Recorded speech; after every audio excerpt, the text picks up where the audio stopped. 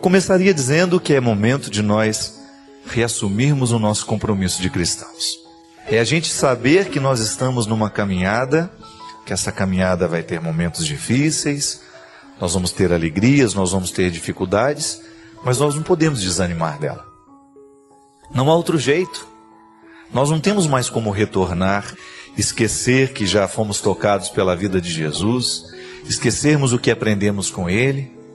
É momento de evoluir. E é sempre bom a gente encher o nosso coração de novas esperanças, né?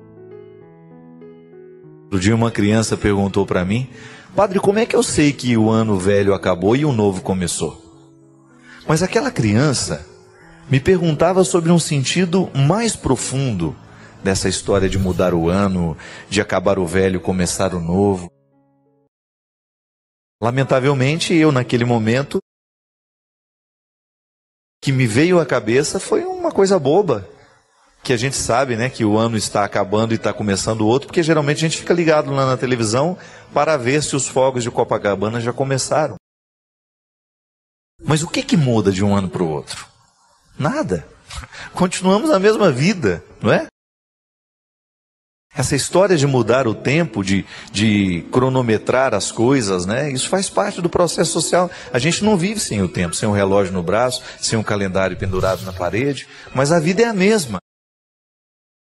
Mas é claro que dentro de nós alguma coisa pode mudar. O poeta já dizia que foi muito feliz aquele que teve essa ideia de dividir o ano, a vida, né? Em dias, meses e anos. Porque assim nós temos essa sensação de que alguma coisa está terminando e que uma outra está começando. Mas é dentro de nós que o ano novo pode ser gestado. Quando você percebe que existe uma oportunidade de assumir uma nova postura, de rever a vida antiga, de estabelecer projetos, né? Metas. Nós precisamos aprender a lidar com metas. Muitas vezes as coisas não acontecem na nossa vida é porque faltam projetos. Todo bom empreendedor, todo bom empresário é aquele que trabalha com metas, com projetos. Nós precisamos estabelecer tempo para que as coisas aconteçam. Então eu quero aprender inglês este ano. Vou estabelecer um tempo para isso. Quero emagrecer. Vou estabelecer uma dieta para isso. Vou estabelecer uma disciplina para eu viver. É isso que faz o ano ser novo. Quando você, aproveitando esta oportunidade de mudar do dia 31 para o dia 1º, você aproveita essa oportunidade para inaugurar um novo tempo dentro de você. Ter Deus dentro de nós nos ajuda a viver um pouco melhor o processo da vida. É natural que nós vamos encontrar dificuldades. Todo mundo enfrenta. Mas o que faz a diferença entre um ser humano e outro é a maneira como enfrenta aquela dificuldade. Tem Deus no coração. Esta é a maior riqueza que nós podemos ter, que nos ajuda a sermos pessoas melhores. Sermos mais equilibrados, sermos mais humanos, mais amigos, mais pacientes. Não deixa Deus ocupar um espaço maior na sua vida este ano. Boa parte de nossas decepções advém da compreensão de que as pessoas deveriam agir conosco exatamente como agimos com elas. É preciso perder essa pretensão. As pessoas são regidas por outros comandos, diferentes dos nossos. O segredo é continuar oferecendo o melhor de nós aos outros, mesmo que nem sempre seja recíproco. Eu sei que esse é um lugar comum, você já deve ter pensado muito sobre isso, mas de vez em quando é bom a gente iluminar isso que nós tantas vezes é obscuro, apesar de nós sabermos que é assim. Porque nem sempre basta saber. Às vezes a gente precisa saber sempre, renovar isso dentro de nós. Por que nós continuamos nos frustrando em relação às pessoas? Porque elas não corresponderam ao que nós esperávamos delas. Porque no fundo, apesar de nós sabermos que os outros não têm obrigação de ser como nós queremos que sejam, nós alimentamos essa ilusão. nós carregamos esta pretensão. As pessoas são como são. De vez em quando vão acertar muito com a gente, de vez em quando vão errar, da mesma forma como nós também acertamos e erramos com os outros. O que nós podemos fazer é minimizar dentro de nós essas expectativas. Está conhecendo alguém? Faça de tudo para não romantizar essa pessoa. Faça de tudo, faça o esforço para não depositar sobre ela expectativas que dizem muito mais respeito a você do que a ela. Tenha a simplicidade, a honestidade de olhar para você, de olhar para os outros, com o filtro da realidade. As pessoas são boas, as pessoas são más, as pessoas acertam, as pessoas erram, da mesma forma como você e eu também somos bons, somos maus, acertamos e erramos. É preciso ter simplicidade na maneira como nós olhamos. Retirar ao máximo as expectativas que nós temos para que os nossos encontros sejam frutuosos, sejam mais reais. Porque os outros definitivamente não têm obrigação de ser como nós gostaríamos. Eu tenho muito problema com rejeição. Eu tenho uma imensa necessidade de agradar as pessoas, inclusive aquelas pessoas que me desprezam. Qual é a razão disso? É engraçado porque às vezes quando a gente identifica isso em nós mesmos, né? Você sente que você está querendo agradar demais, isso na verdade uma insegurança que às vezes afasta o outro ainda mais, né? Parece que quando você quer ser simpático demais, quando você quer ser muito presente na vida do outro, às vezes o exagero do ser, né? A melhor forma de controlar isso é primeiro você perceber que existe uma medida para você ser na vida do outro. Então você primeiro buscar a satisfação de ser quem você é. Agradar o outro é uma consequência, né? E você ser na vida do outro dentro de uma medida que não seja nem de menos nem de mais, né? Não sei se você conhece aquele texto do Mário Quintana, Quindim na Portaria. Dizem que ele gostava muito de quindim. E ele tinha uma senhora que era apaixonada pela obra dele. Só que ela nunca quis conhecê-lo. Ela era vizinha dele, mas ela preservava muito a intimidade do Mário Quintana. Ela o via de longe, sabia que ele era o grande poeta, que ela lia, que ela... Então o que ela fazia? Ela descobriu esse gosto dele e ela começou a deixar quindins na portaria. E no primeiro que ela deixou, ela escreveu: deixo quindins, mas para não pesar com a minha presença. Olha. Não quero pesar com a minha presença.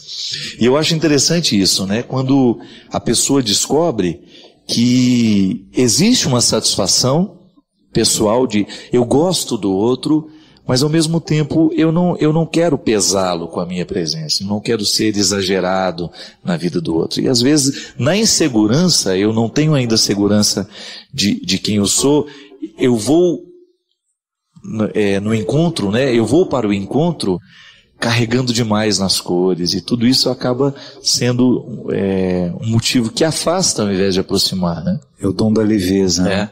Você percebe como a pessoa é carinhosa porque ela é leve, ela não cobra coisas, ela te compreende do jeito que você é, né? É tão legal isso que tem gente, né, padre, que tem essa coisa assim de jogar em você felicidade, no sentido assim, se você não fizer o que ela imagina que você deveria fazer, parece que a culpa do problema dela é seu, e não é. Quer dizer, cada um, a culpa não é minha, né? Você quer atribuir um fracasso, um sucesso a uma outra pessoa, justamente, né? E não é justo isso, né? Não é justo. E, sobretudo, quando você percebe que você projetou demais, né? O que você esperava do outro. Isso também é extremamente desastroso, né? Eu gosto muito de uma coisa que é muito aristotélico isso, mas que é o conceito da inutilidade da amizade, né? A amizade é linda porque é inútil. Não no sentido feio da palavra inútil, mas assim, são pessoas que são plenas, né, com todas as imperfeições, e elas optam por fazer parte uma da vida da outra, né? Um ajuda o outro porque, não por uma utilidade, Quando eu sou amigo de alguém por utilidade, eu não sou amigo de alguém. Eu sou seu amigo porque você pode me ajudar com isso, assim, assim. Sou seu amigo porque você tem uma faculdade e eu quero arrumar um emprego. Eu sou seu amigo porque você é dono de uma empresa e pode não sei o quê. Eu sou seu amigo porque você tem um barco e eu gosto de andar de barco, né? Então, eu não sou seu amigo. Eu sou seu amigo porque eu sou seu amigo. As coisas que você me proporciona, né? Muitas vezes, né? A pessoa fica interessada no que o outro proporciona. Às vezes porque você tem um certo reconhecimento, as pessoas querem estar do seu lado, né? E aí é triste, padre, porque nos momentos, às vezes, que você mais fica sozinho, isolado. Hoje eu vi uma coisa que eu vou dizer aqui. Eu tenho profunda admiração pelo padre Júlio Lancelotti, o senhor também tem, né? E padre Júlio, assim, eu aprendi a admirar cada vez mais por vê-lo cuidar de moradores de rua. E assim, e aí eu vejo que os moradores de rua conhecem pelo nome, tomam a bênção dele, então é sinal que ele fica lá, que ele fica com eles, que ele cuida. Não é marketing, Aí né? o padre Júlio falou assim, olha, Chalita, eu aprendi a amar o padre Fábio, porque assim, nos momentos mais difíceis da minha vida, quando as pessoas me julgaram de uma forma precipitada, quando as pessoas não me compreenderam, né? Eu via o programa dele e eu olhava assim, eu sentia que Deus falava pro meu coração por meio dele, pela vida sacerdotal dele, e eu ficava mais sacerdote, mais padre, né? Isso é tão bonito, né? E a forma carinhosa como o senhor tratava. Vou jogar confete no senhor, assim, mas uma das coisas que eu acho mais bonito na sua forma de falar da palavra de Deus é quando você fala daquela mulher pecadora que sabia que ia morrer, que estava condenada e que Jesus, daquela forma magnífica, olhou profundamente nos olhos dela, né? Não desafia a lei, não fala nada, só dá um detalhe de amor, né? Quem não tem pecado atire a primeira pedra. Isso é lindo. A vida todos os dias nos oferece motivo para uma sessão de perdão. Aliás, eu fico impressionado de ver o tanto que a terapia trabalha a dimensão do perdão.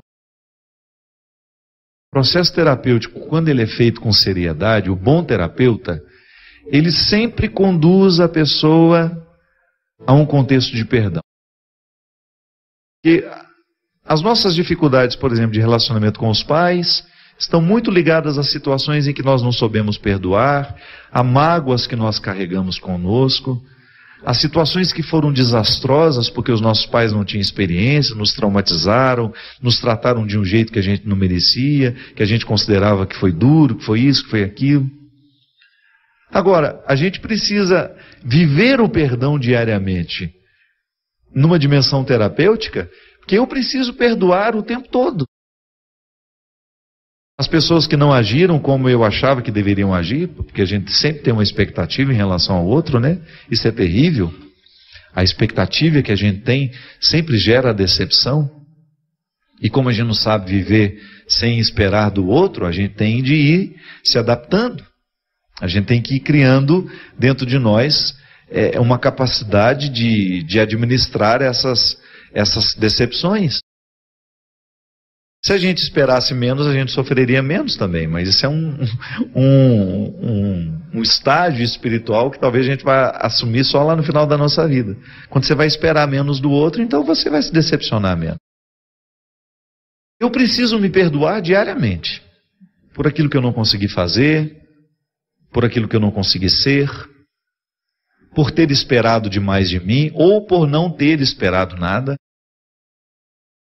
Quando eu me acomodei, quando eu não fui suficientemente responsável para me convocar diariamente para ser um homem de bem, que às vezes a gente vai se perdendo no caminho assim, quando a gente deixa de se convocar, quando a gente deixa de se chamar. E às vezes a gente acha que é o outro que nos chama, é o outro que nos convoca. Cuidado. Primeira convocação somos nós que nos fazemos. A vocação, essa palavra, vocare, né? Eu escuto a voz de Deus me chamando como padre. Eu acredito nessa mística. Deus me chamou, Deus me recrutou para ser padre. Tá bom, essa mística é a primeira de todas. Mas aí eu começo a viver o chamado diário que eu preciso me fazer a partir do chamado que eu recebi. Se eu não me chamo, se eu não me convoco diariamente a partir de uma missão que eu assumi, minha gente, é bem provável que eu me desprenda dos meus objetivos, é bem provável que eu vá me distanciando de mim mesmo, e aí eu vou entrando num contexto de irrealização. A mãe, por exemplo, não basta ter parido o filho, você precisa se convocar diariamente na sua função de mãe, para exercer o seu papel de mãe, de mulher, na vida daquele filho. Só que você, no seu papel de mãe, você erra.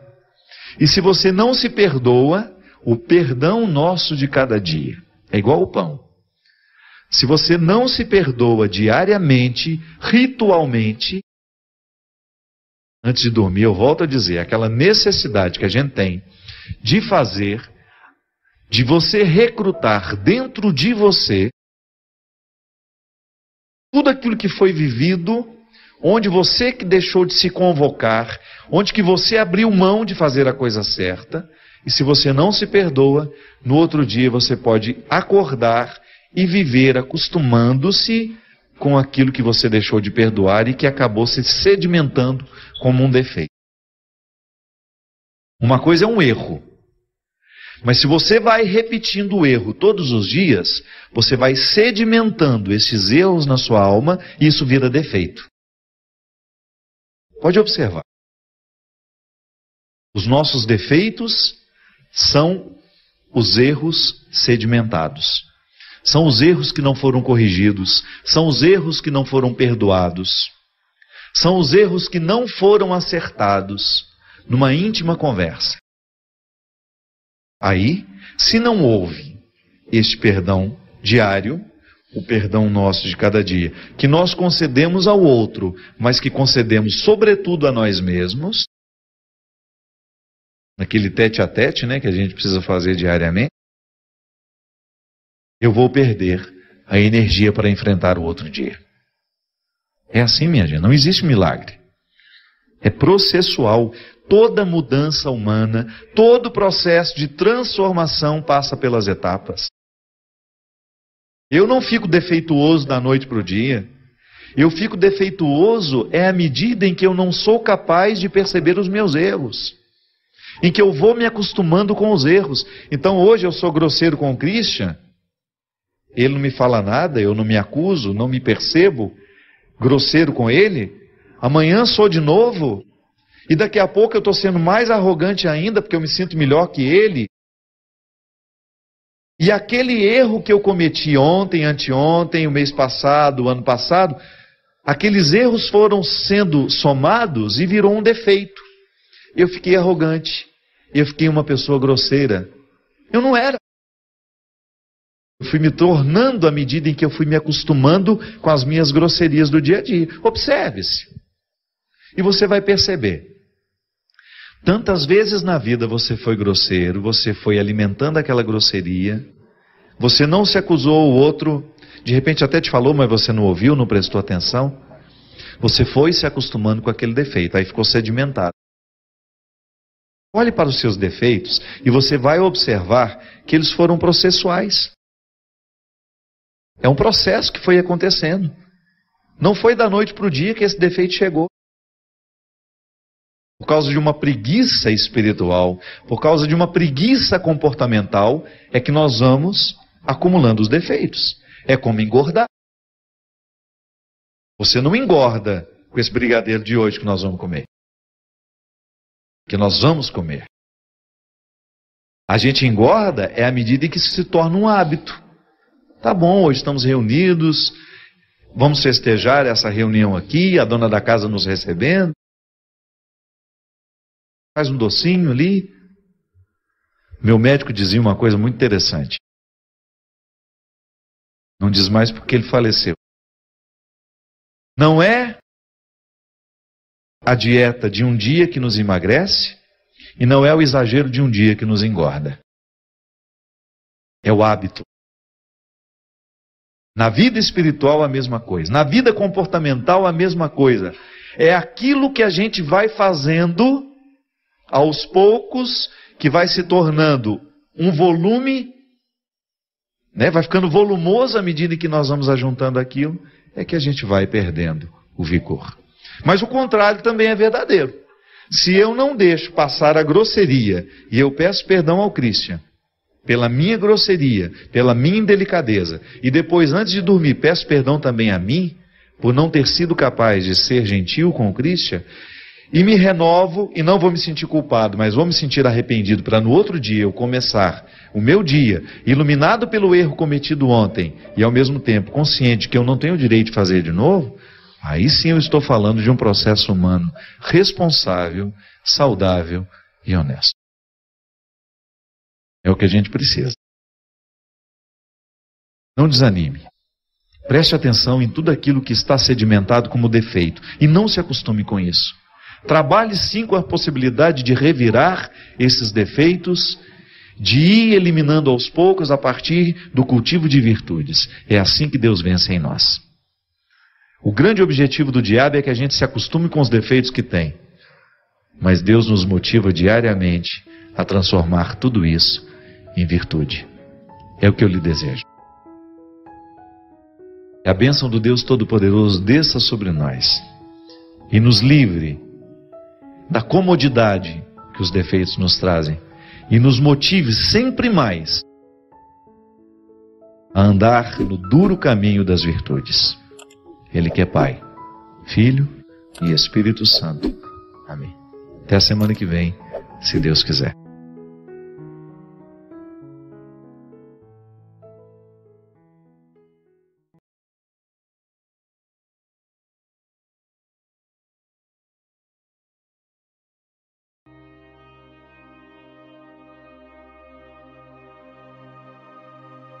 Padre Fábio, a pessoa não quis se identificar. Ela fala assim: ajudei muito uma pessoa e fui traído por ela. Essa pessoa foge de mim o tempo todo e ainda por cima, padre, me deve dinheiro. O que eu devo fazer? Pudesse pelo menos recuperar o dinheiro perdido. Mas você sabe que às vezes eu fico pensando que existe um prejuízo muito pior do que o financeiro, que é justamente a raiva. Eu me lembro que já passei algumas experiências na minha vida em que eu me sentia prejudicado por alguma coisa que o outro me fazia, e porque eu não era capaz de esquecer o que o outro me fazia, ou me fez, eu estendia aquele malefício durante tempos na minha vida, porque eu era muito rancoroso. Hoje, graças a Deus, às vezes eu me magoo com uma situação, 4, 5 dias depois já não lembro mais o motivo. Sei que eu fiquei magoado, mas não lembro mais o motivo. Porque a gente acaba desenvolvendo um mecanismo de defesa, de saúde, é mais que defesa, é de saúde. Porque guardar o rancor, guardar o ressentimento, é uma forma muito estranha que a gente tem de criar um prejuízo pior do que aquele que a pessoa já nos deu. Então a melhor maneira, minha filha, de vencer uma traição é a gente não se permitir trair. Porque se o outro me traiu, então tá bom, eu vou dar um jeito de fazer essa faxina na alma, mas eu não quero ser meu traidor. Eu preciso julgar a favor. Eu preciso ganhar essa partida. A vida é muito curta para eu poder ficar perdendo tempo julgando contra mim.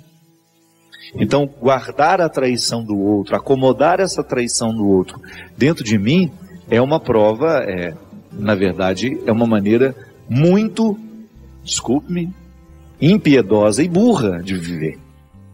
Eu não posso ser impiedoso com o outro, muito menos comigo. Então é minha tarefa diária de organizar dentro de mim os sentimentos estragados que o outro largou e que não me pertencem. Eu preciso jogar fora isso. E é uma forma, claro que não é fácil fazer. Essa faxina espiritual, essa faxina afetiva não é fácil. Mas é uma forma que a gente tem de começar o processo de cura. Às vezes eu encontro mulheres que foram traídas pelos seus maridos e que ficam eternamente machucadas pela traição. Não deve ser fácil mesmo. A traição entre esposos é uma coisa que deve doer muito. Porque é uma fidelidade que é quebrada, é uma confiança que é colocada em questão. O que machuca mais nem é o fato do outro ter dormido com a outra ou a outra ter dormido com o outro, não. É o ser enganado. É aquela quebra de confiança. Isso é que dói. E quando essa quebra de confiança se estabelece, pode deixar marcas profundas naquele que foi traído. E ali iniciar uma outra forma de traição. Tá bom, o marido te traiu. Isso aconteceu. Agora você não pode se trair.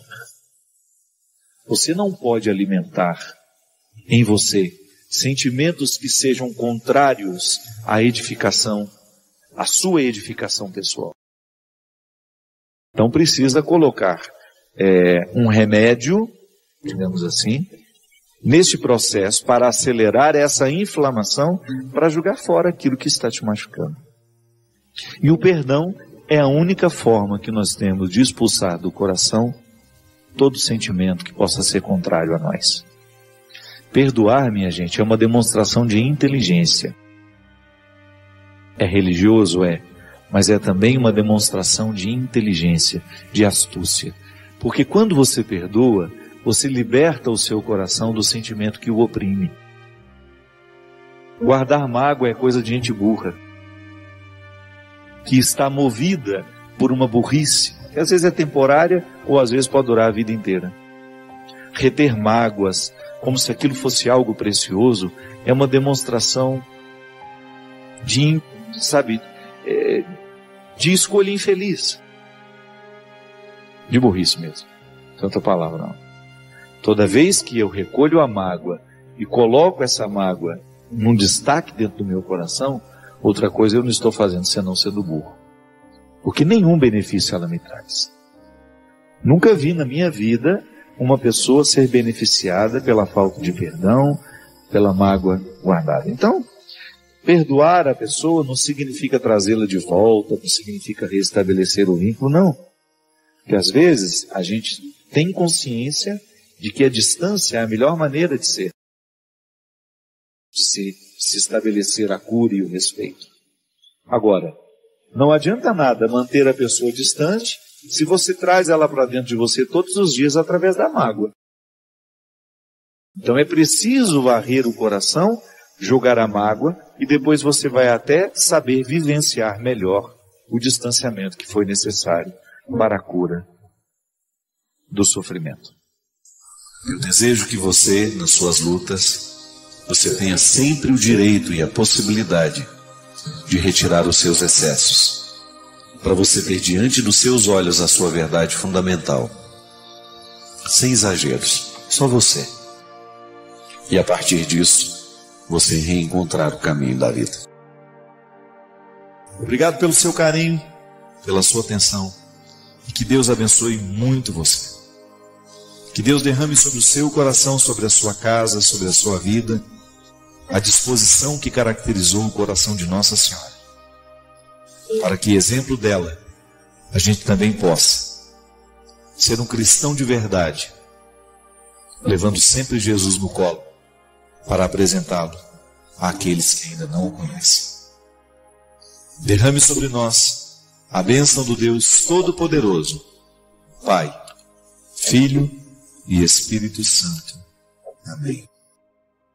E hoje, motivado pela viagem da Terra Santa, que hoje é a primeira oportunidade que eu tenho de estar com vocês, depois de ter pisado no solo, o mesmo que viu Jesus crescer, talvez uma das experiências mais bonitas que nós podemos viver como pessoas, que é justamente a gente conhecer a pessoa a partir da geografia. A gente ter a possibilidade de visitar a terra de Jesus, assim como a gente ter a possibilidade de visitar a terra de um grande amigo. Você olha para aqueles lugares onde ele cresceu, os lugares que certamente ele frequentou, as coisas que encantaram os seus olhos, que encheram os seus olhos. De alguma maneira a gente começa a conhecer um pouquinho mais o amigo da gente.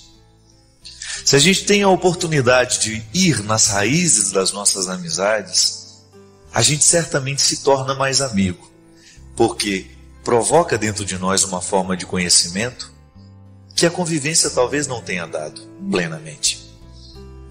Conhecer a raiz, o local onde nasceu os nossos grandes amigos. Confesso para vocês que essa foi a mística que me levou pela Terra Santa fora. Saber que eu estava conhecendo o chão do meu melhor amigo, a vida, o lugar onde brotou, onde todos os grandes acontecimentos se deram. Olhar para o mar da Galileia e pensar que foi ali que Jesus encontrou seus amigos, que Jesus fez discípulos.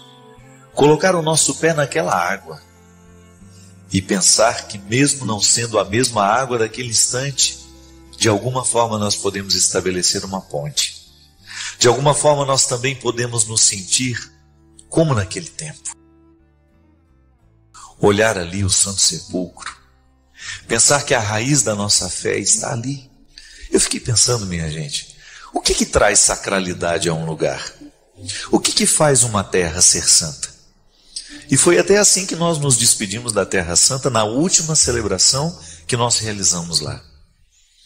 Uma terra é mais santa à medida em que ela está carregada de significados.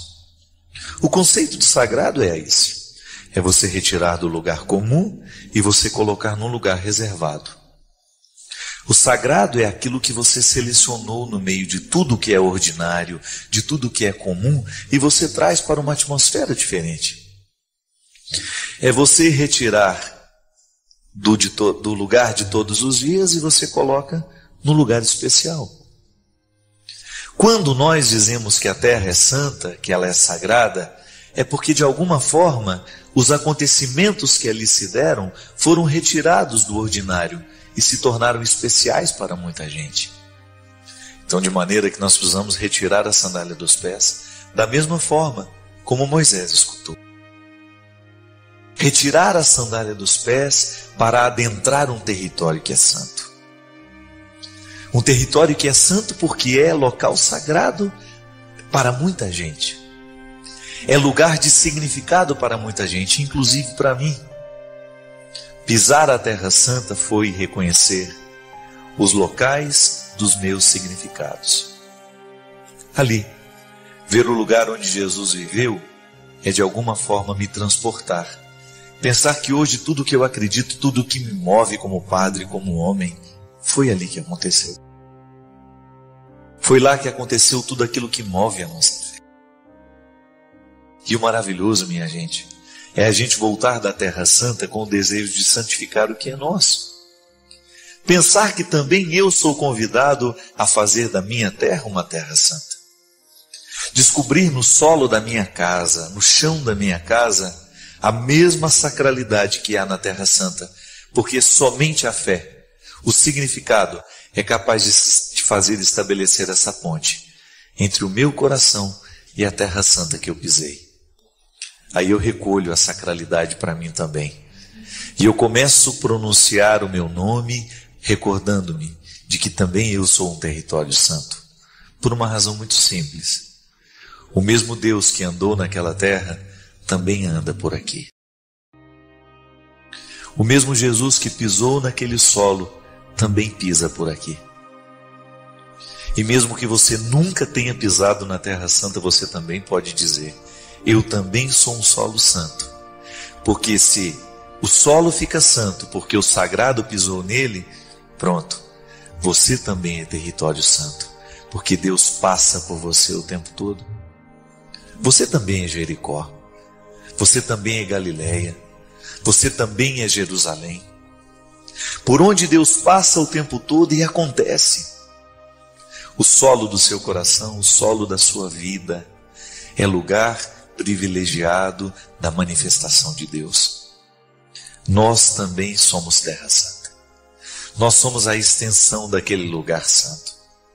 Em nós também Deus acontece. Assim como Deus elegeu um pequeno lugar do mundo, um lugar cheio de contradição, um lugar cheio de guerras. Deus escolheu aquele lugar, o umbigo do mundo, para se manifestar plenamente em seu Filho Jesus. Porque o mistério da encarnação precisava de pátria, precisava de cidade, precisava de local. Belém, uma cidadezinha lá no interior, uma cidadezinha pobre, foi lá que Deus escolheu. Quem sabe hoje você também se reconheça assim. A pobreza do seu coração lhe faz ser semelhante a Belém. uma cidadezinha escondida no meio de tantas outras. Quantas vezes a gente sente isso, não é verdade? Quantas vezes a gente olha para a gente e se sente uma cidade escondida no meio de tantas outras cidades? Mas aí, nesse lugar que os meus olhos não alcançam, que talvez nem chegue ao conhecimento de muita gente, é aí, nessa cidade que é o seu coração, que Deus continua acontecendo. Porque o mistério da encarnação, ele tem o seu desdobramento histórico em cada um de nós. Deus continua encarnado pela força do seu Filho em nós. É o mistério da ressurreição, é o mistério da encarnação, é o mistério da continuidade de Deus no tempo. Deus continua acontecendo em mim e em você.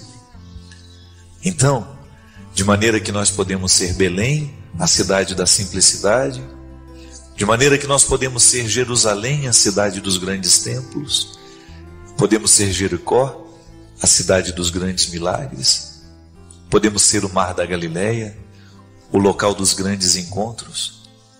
Enfim, cada dia nós somos um pouquinho dessa terra santa. Ora somos o lugar do milagre, ora somos o lugar do silêncio, ora somos o lugar da morte, ora somos o lugar da ressurreição. Não importa qual seja o lugar, com qual lugar você se identifica hoje. O importante é você tomar consciência de que daqueles muitos lugares que compõem a Terra Santa, você hoje é uma delas.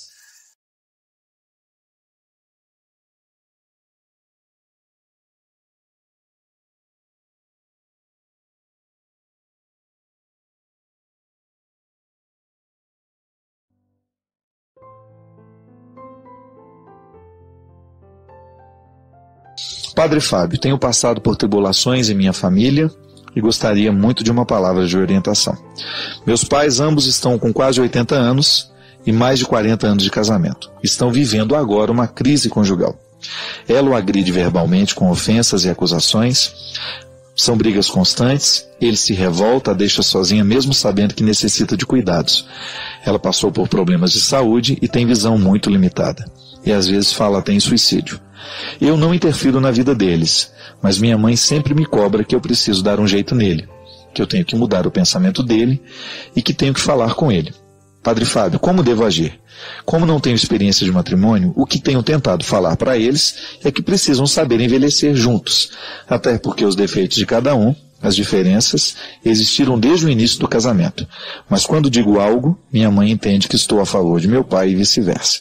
Obrigado, que Deus abençoe.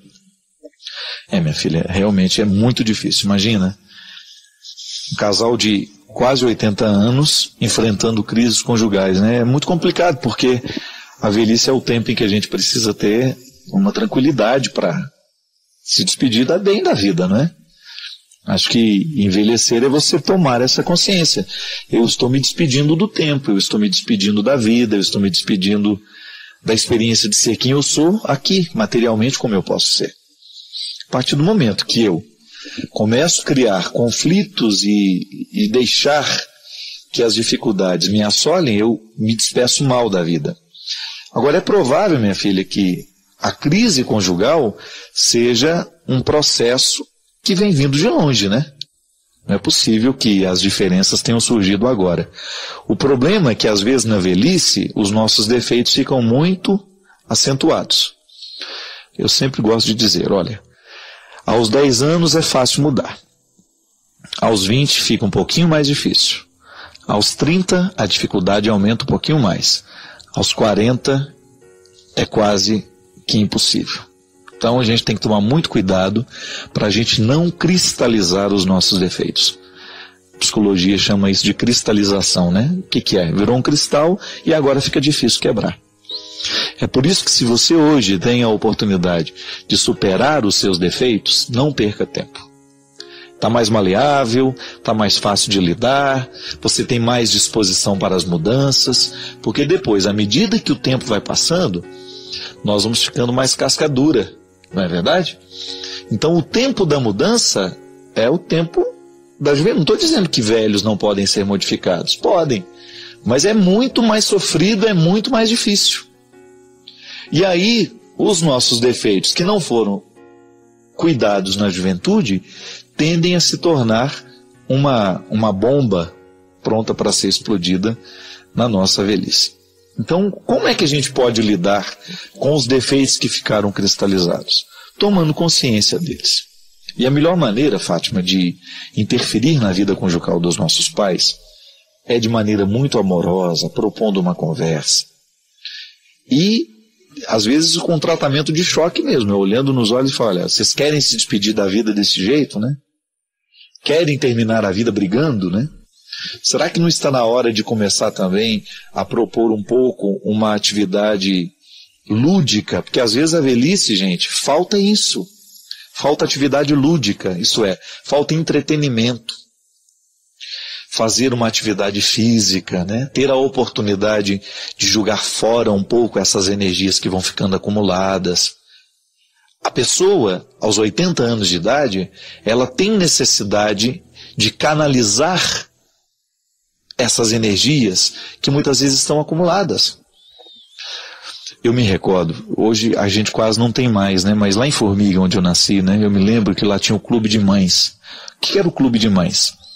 Um centro onde lá eles recolhiam tecidos velhos, retalhos que vinham de fábricas.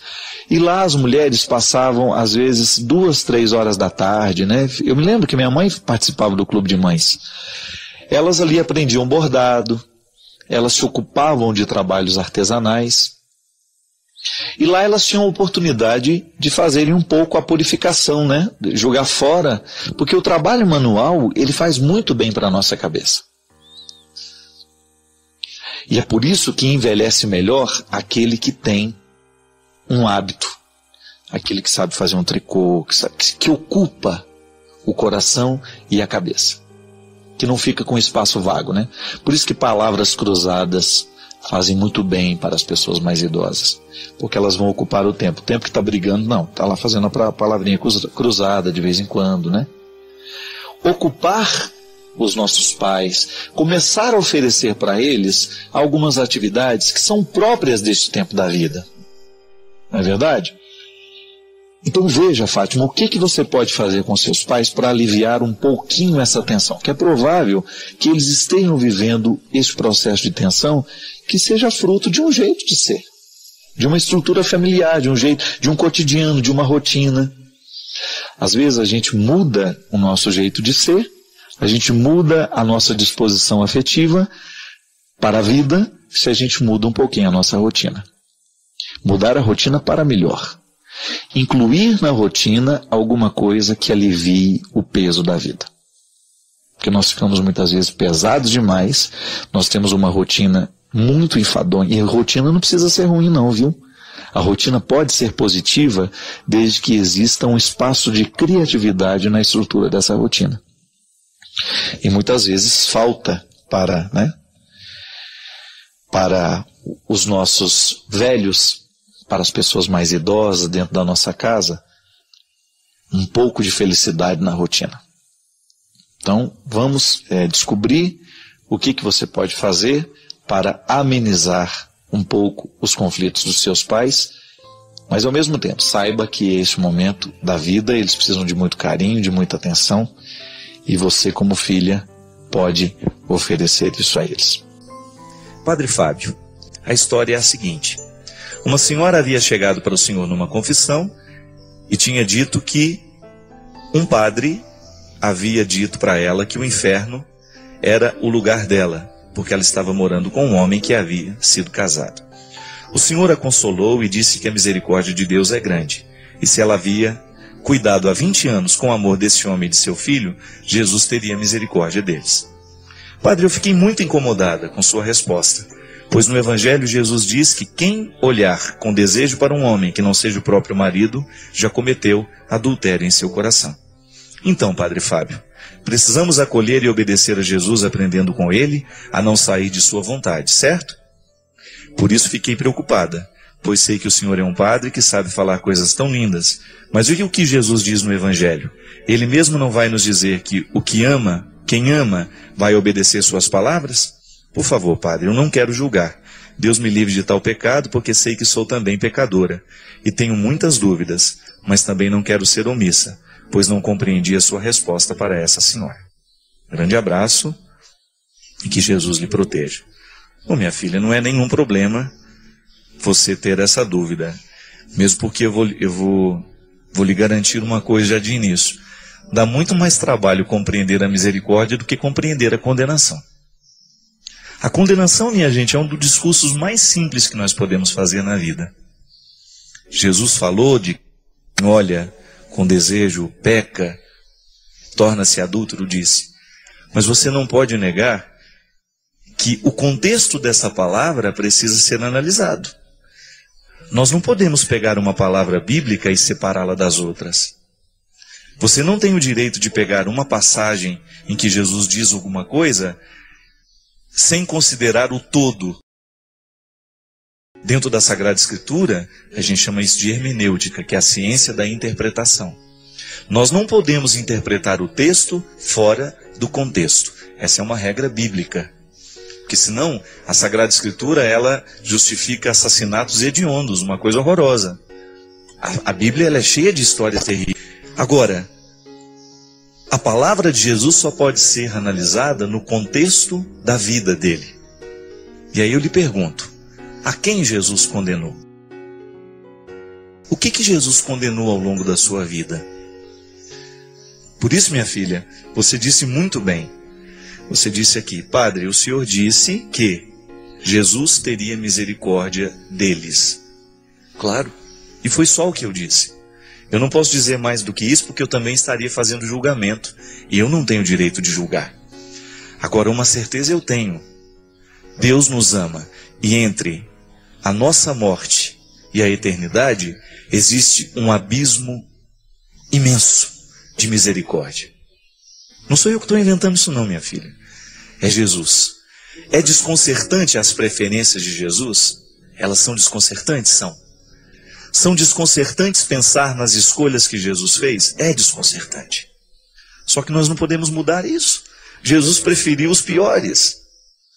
E no momento em que ele prefere os piores, ele nos ensina então o contexto da misericórdia, que é o que há de mais forte em Jesus. Veja bem que na cruz, Jesus ainda salva alguém. O ladrão que estava ali do lado. Em nenhum momento você vê Jesus condenando ou trazendo o inferno para a vida das pessoas, não.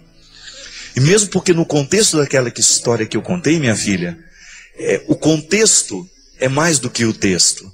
É muito simples você fazer o julgamento. Aquela mulher, ela é solteira, mas ela estava vivendo há 20 anos com um homem casado, certo? Esse é o texto. Mas você precisa saber o contexto daquela união.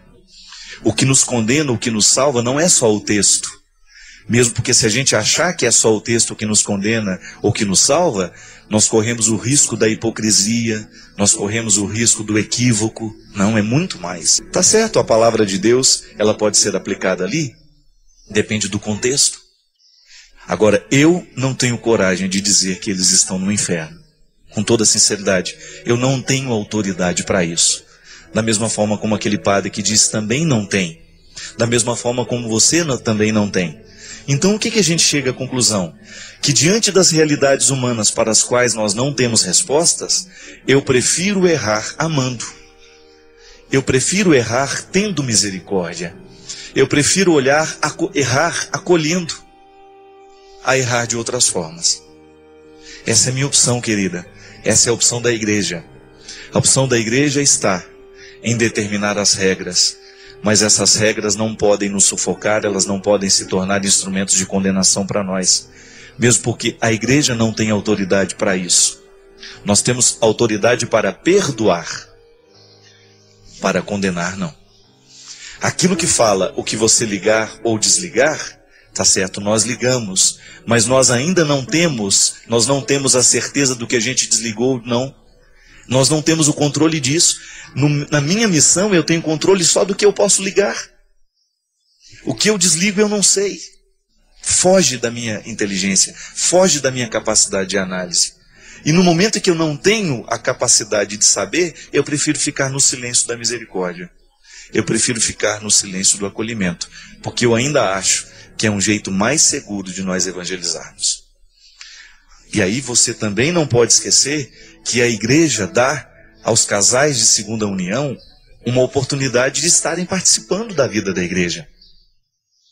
Nós não podemos negar que a pastoral de segunda união é um recurso misericordioso que a igreja encontrou para trazer de volta aqueles que estavam distantes. Não sou eu que inventei a pastoral da segunda união. É a igreja que está dando a oportunidade.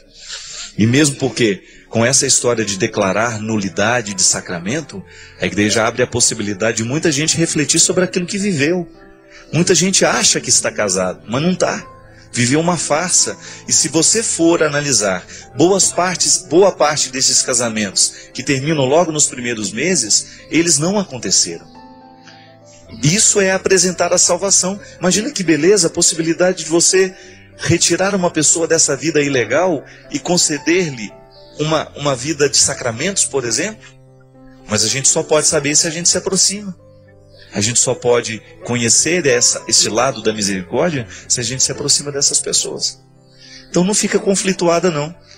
Dá muito mais trabalho acreditar na misericórdia do que na condenação. Só quem já leu os livros do Padre Fábio de Mello sabe o quanto eles são transformadores, nos fazem refletir e mudam a nossa forma de enxergar a vida. Se você ainda não leu, não perca essa grande chance. Saiba mais clicando nos links da descrição.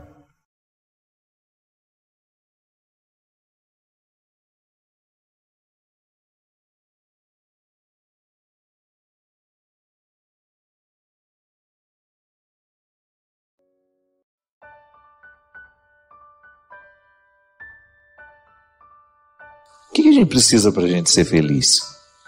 Nós falamos o tempo todo sobre essa tal felicidade. Nós acompanhamos o tempo todo as pessoas na tentativa de serem felizes. As nossas redes sociais, né? Tanta gente publicando aquilo que faz feliz. E até mesmo mentindo em torno daquilo que nos faz felizes. O que nos torna felizes? O que nos torna realizados? E a partir dessas perguntas, nós começamos a desmentir, porque nós mentimos para nós. Quantas vezes eu encontro pessoas, eu identifico isso em mim, uma estrutura mentirosa em torno da realização.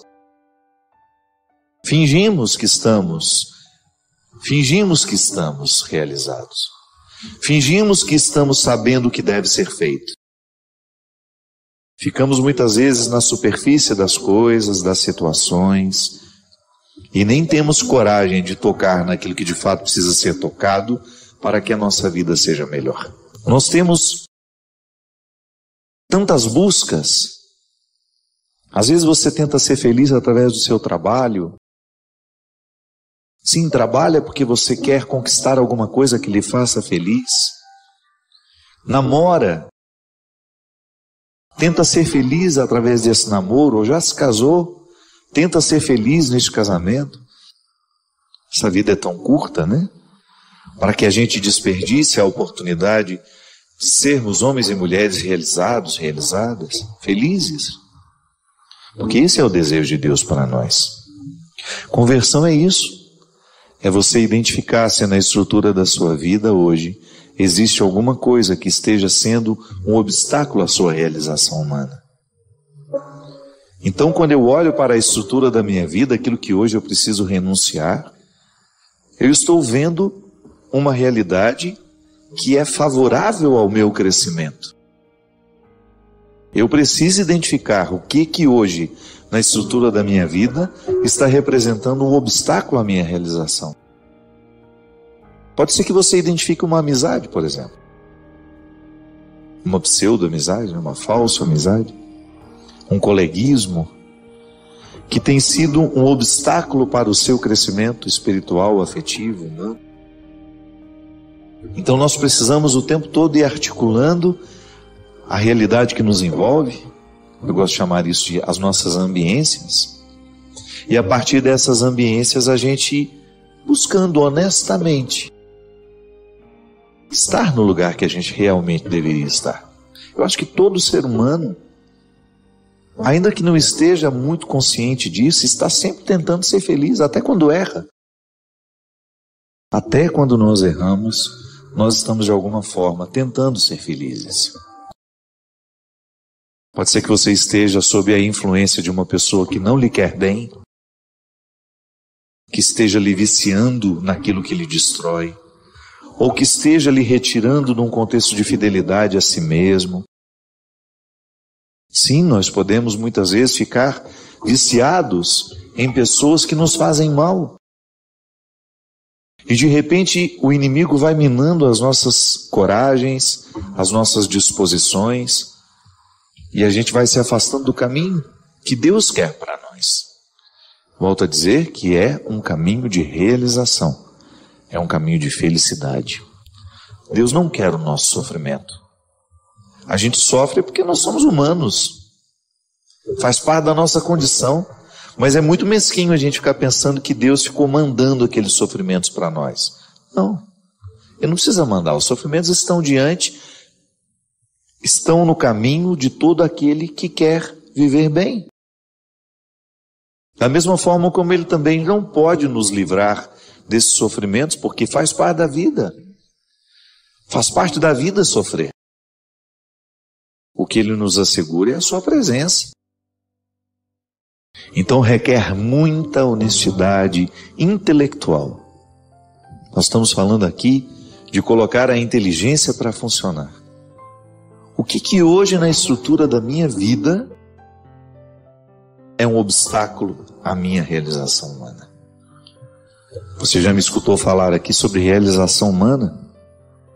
Que é justamente essa adequação que nós fazemos de tudo aquilo que nós podemos e não podemos. Sim, porque um ser humano realizado é aquele que já tomou conhecimento de tudo que pode e de tudo que não pode. E a partir deste poder e não poder, cria-se um espaço de satisfação. É a satisfação de ser quem é, de fazer o que faz, de trabalhar no que trabalha, de estudar o que estuda, de conviver com quem convive. E nem sempre nós conseguimos, dentro desta realização, fazer somente aquilo que nos agrada. Eu, particularmente, gente, gosto de pensar que Deus é sempre favorável, que a minha experiência com o Senhor é sempre favorável a mim. Nunca, nunca, nunca eu pude entender que a minha experiência com Deus pudesse ser um obstáculo para a minha realização humana. Deus quer o meu melhor. E há muito tempo eu fui arrancando de mim, sabe, algumas compreensões equivocadas de que Deus queria o meu sofrimento, por exemplo. Deus não tem nenhum interesse que você se torne uma pessoa infeliz. A infelicidade não é um projeto de Deus para a nossa vida. É por isso que no projeto que Ele tem para cada um de nós, Ele nunca retira os obstáculos. Porque nos obstáculos nós encontramos a força para a gente poder alcançar aquilo que a gente tanto deseja. Sim, precisamos vencer diariamente os obstáculos que nos privam de viver essa felicidade, essa realização humana. Mas o problema é quando nós não sabemos, quando nós não temos clareza do que de fato nos torna felizes. Eu gosto de compreender a felicidade com um pouco mais de profundidade. Pode ser que a palavra felicidade esteja muito esvaziada de significados. Pode ser que ela tenha se tornado muito vazia para os nossos dias. Crescemos muito quando somos desafiados. Muito mais do que quando somos bajulados. Quando nós aceitamos a provocação da própria vida. Sabe como que a vida nos provoca? Com o nosso mal-estar. Por isso que é tão perigoso tomar remédio para a tristeza. A não ser que tenha diagnosticado uma depressão química em você. E aí, minha gente, nunca é tarde para a gente poder mexer na estrutura da nossa vida, mudar os rumos. Da mesma forma como Jesus não teve medo de mudar a vida de quem passava por ele. Porque Jesus sabia de tudo isso com muito mais profundidade do que nós sabemos hoje. Quanta gente fica curada quando desiste de um emprego, por exemplo. Quando abre mão daquele emprego para ir ganhar menos, mas trabalhar em algo que se gosta. Quanta gente termina o seu conflito quando termina um relacionamento. Ah, mas sofre, mas pelo menos está sofrendo para curar. Sim, mas geralmente quando as tristezas chegam e a gente entorpece com um comprimido, a gente perdeu a feliz oportunidade de descobrir o que nos incomodava. E aí a gente não muda o que incomoda. Você só vai jogando comprimidos sobre a sua tristeza. E por isso não resolve. Apenas vai passando de um dia para o outro, jogando o conflito para frente, quando na verdade o que resolveria e que retiraria a necessidade do comprimido é um enfrentamento. Uma mudança das peças do tabuleiro. Quantas pessoas resolvem suas tristezas, suas angústias, quando são capazes de colocar as pessoas nos lugares certos? Quando você blinda o seu coração para que ele não seja alvo do desamor do outro. Quantas pessoas melhoram, se curam, quando são capazes de trancar uma matrícula na faculdade e dizer, não é isso que eu quero para mim. Eu me lembro que uma vez eu encontrei uma menina que estava fazendo a faculdade para agradar a mãe. E ela me falou isso. Ela teve coragem de dizer. Perguntei para ela, o que você estuda? Ela falou, arquitetura. E você gosta de arquitetura? Ela, não. Eu estou fazendo porque minha mãe quer que eu faça. E eu achei aquilo muito cruel, né? Uma faculdade de arquitetura dura uns 5 anos na vida. Fazer o oposto do que se pretende para agradar a mãe, alguma coisa está errada nessa relação.